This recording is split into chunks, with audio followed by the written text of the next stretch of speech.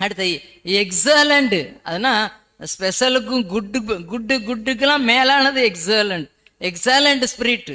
அந்த அபிஷேகம் தான் இப்படிலாம் சொல்ல வச்சுது. அடுத்தது பாருங்க, பெரேஸ் என்பதற்கு உன் ராஜ்யம் பிரிக்கப்பட்டு, உன் ராஜ்யமே பிரிக்கப்பட போகுது. மேதியருக்கும் யாருக்கும் கொடுக்க போறாங்க? பெர்சியருக்கும் கொடுக்கப்படும் என, இதுதான் அதனுடைய அர்த்தம். அந்த அர்த்தத்தின்படியே என்ன செஞ்சது?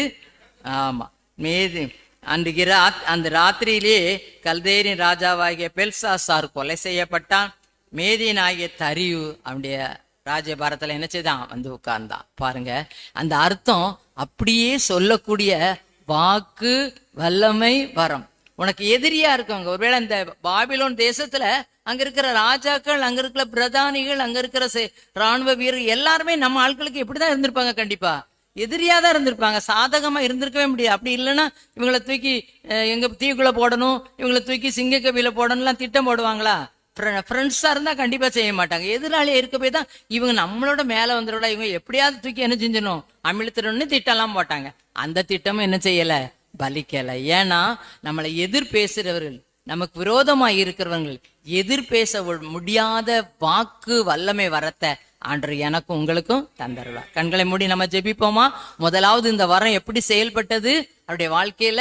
10 நாள் சாதாரண சாப்பாடை கொடுத்து, நல்ல சாப்பாடு சாப்பிட்டதோட, கொழுத்த சாப்பாடு சாப்பிட்டதோட இவங்க முகம் களையா இருந்துச்சு.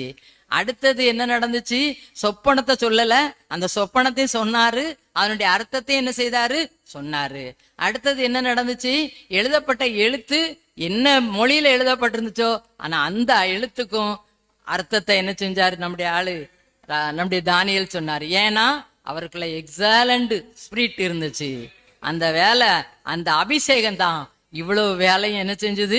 செய்யுது. அப்படியே கண்களை மூடுவோம், ஆண்டவர்கிட்ட கேட்போம், ஆண்டவரே இந்த அபிஷேகம் என்னை விரோதிக்கிறவங்க, எனக்கு விரோதமா செயல்படுகிறவங்க, எனக்கு விரோதமா பேசுகிறவங்க யாரும் என்னை எதிர் பேச முடியாதபடி எனக்கு அந்த வாக்கையும் வரத்தையும் எனக்கு தாங்க, எங்களுக்கு தாங்க, இங்க வந்திருக்கிற எல்லாருக்கும் தாங்க.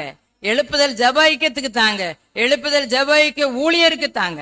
இந்த அபிஷேகத்தோடு இந்த இடத்துல நாங்க கடந்து போனோம்ப்பா. பெந்தைக்கோஸ்தே பெருவிழாவிலே பெருமழை போல் ஆவி ஊற்றுவே, பெந்தைக்கோஸ்தே பெருவிழாவிலே பெருமழை போல் ஆவி ஊற்றினே, துயரமான உலகிலே சோர்ந்து போகும் எங்களை, துயரமான உலகிலே